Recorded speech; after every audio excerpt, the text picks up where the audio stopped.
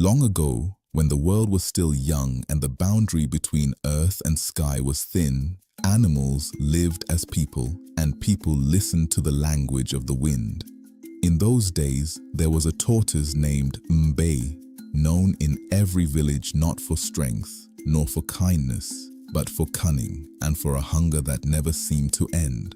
Mbe loved food more than anything, not just to eat, but to have more than others, to take what he could, and to leave nothing behind. Even when his belly was full, his eyes still searched for more. Now, high above the earth, beyond the reach of ordinary creatures, the birds would gather for feasts in the sky. These were no ordinary feasts. They were prepared by unseen spirits. Meals rich with roasted yams dripping in palm oil, soups thick with spices, fruits sweeter than honey. And sometimes, when the wind was right, the smell would drift down to the earth. Each time Mbe smelled it, his mouth would water and his heart would grow restless. One day, unable to bear it any longer, he called a meeting with the birds. "My friends," Mbe began, his voice soft and respectful, "you who are blessed with wings, you who dine among the clouds, take me with you." The birds laughed. "How can you go where you cannot fly?" asked the eagle. Mbe bowed his head slightly. "If each of you lends me just one feather, I too can rise." The birds murmured among themselves. Some were suspicious, others were amused, but in the end they agreed. One by one they plucked a feather and gave it to Mbe.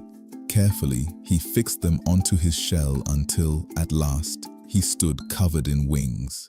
Before they left, the parrot spoke. "There is one rule we must follow. In the sky, each guest takes a new name." Mbe's eyes flickered with thought. Then he smiled. "My name," he said slowly, "will be all of you."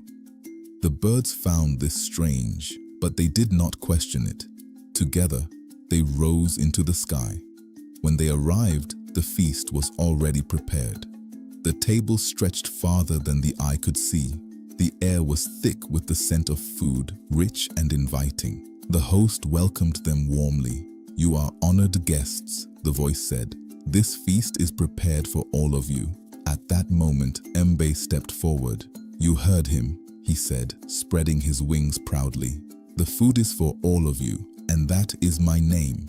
Before the birds could react, Mbe rushed to the table. He ate with both hands. He swallowed without pause. He tore through the food as though it would disappear if he slowed down. Dish after dish vanished before him. The birds stood in silence watching their share disappear. Not a grain of rice remained. Not a drop of soup was left. When Mbe was done, he leaned back, his belly swollen, his eyes heavy with satisfaction. The birds were furious. Without a word, they began to pluck their feathers back from Mbe, one by one.